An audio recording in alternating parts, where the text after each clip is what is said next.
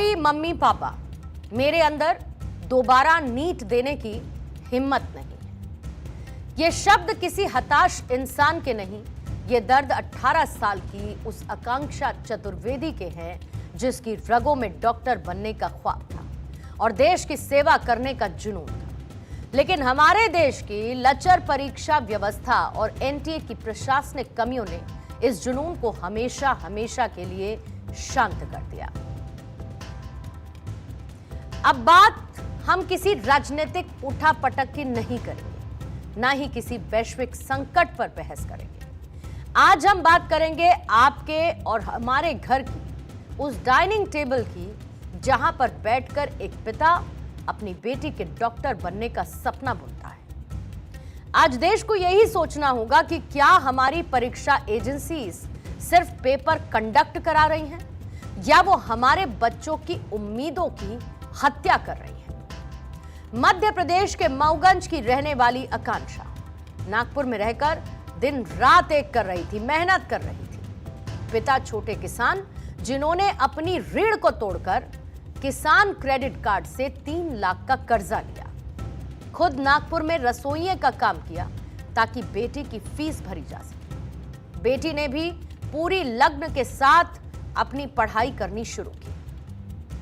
उम्मीद थी कि 650 से ज्यादा नंबर आएंगे, लेकिन जैसे ही परीक्षा में गड़बड़ी, प्रशासनिक लापरवाही और अनिश्चितता की खबरें आईं, उस 18 साल की बच्ची का भरोसा टूट गया। उसे लगा कि उसका किसान पिता अब दोबारा से परीक्षा का बोझ नहीं उठा पाएगा और 20 मई को व्यवस्था की इस बेरुखी ने एक हंसती, खेलती, खिलखिलाती बेटी को उसके परिवार से छीन लिया।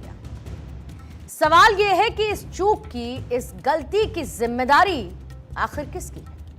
आखिर एनटीए जैसी बड़ी बड़ी संस्थाएं एक ऐसी फुल प्रूफ व्यवस्था क्यों नहीं बना पाती जिस पर छात्र आंख बंद करके भरोसा कर सके, ये सोच सकें कि उनका भविष्य सुरक्षित है। आकांक्षा के चाचा ने बताया कि हमारी बेटी पढ़ने में बहुत होशियार थी। हमने रिश्तेदारों से कर्ज लिया, अपनी जमा पूंजी लगा दी और ये जो भी प्रशासनिक चूक हुई, ये हमारे जैसे जमीनी स्तर के लोगों के साथ गद्दारी है। बड़े अधिकारी अपने सिस्टम पर अंकुश क्यों नहीं लगा पाते? आज मेरा घर मिट्टी में मिल गया, कल पूरा देश बोलेगा।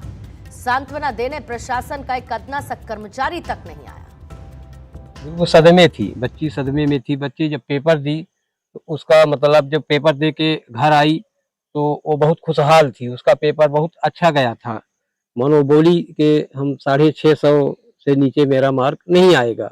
और जब पेपर लीक हो गया तो बच्ची काफ़ी सदमे में आ गई, काफ़ी दुख में आ गई। खाना पीना सब बंद कर दी थी और किसी से बात वोत करने में भी ज़्यादा उत्सुक नहीं रहती थी।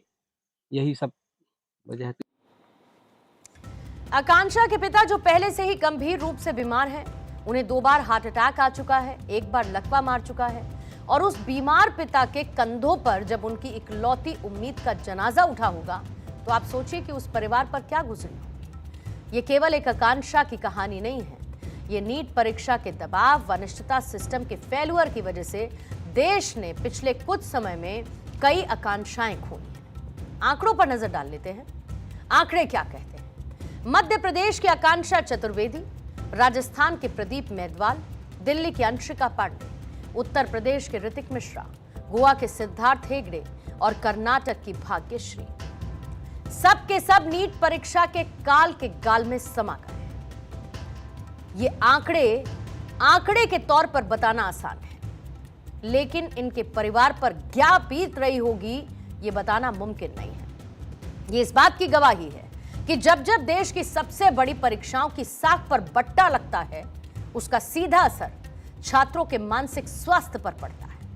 अब समय आ चुका है कि हम बिना किसी लाग लपेट के सीधे नेशनल टेस्टिंग एजेंसी और हमारी परीक्षा प्रणाली से कुछ सवाल पूछें, कड़े सवाल पूछें। और ये सवाल किसी सरकार के खिलाफ नहीं है, बल्कि उस प्रशासनिक तंत्र के खिलाफ हैं जो करोड़ों बच्चों के भविष्य की कस्टोडियन खुद को कहती है। जब देश के भविष्य यानी डॉक्टर्स को चुनने की जिम्मेदारी इतनी बड़ी एजेंसी के पास है, तो परीक्षाओं के आयोजन में पारदर्शिता और सुरक्षा के ऐसे इंतजाम क्यों नहीं होते जिन पर उंगली ना उठाई जा सके? एक परीक्षा के टलने, रद्द होने या विवादों से घिरने पर छात्रों पर जो भावनात्मक और आर्थिक बोझ पड़ता है, क्या उसका आकलन कभी बंद कमरों में एसी चलाकर बैठे अधिकारियों ने किया है?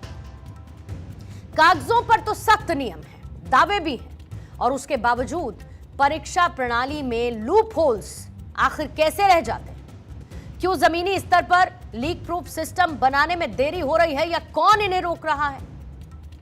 आकांक्षा के घर पर आज श्राद्ध कर्म था, जिस आंगन से उसकी डोली उठनी थी भविष्य में, जहां पर उसे डॉक्टर बनकर पहुंचना था, वहां पर आज मातम है। नेता भी आएंगे, इस पर राजनीति भी होगी, आर्थिक मदद के नाम पर चेक भी देने वालों की कतार लग जाएगी। लेकिन क्या कोई भी सिस्टम उस बीमार पिता को उसकी मुस्कुराती हुई उसकी जान, उसकी बच्ची यानी आकांक्षा को वापस लौटा पाएगा?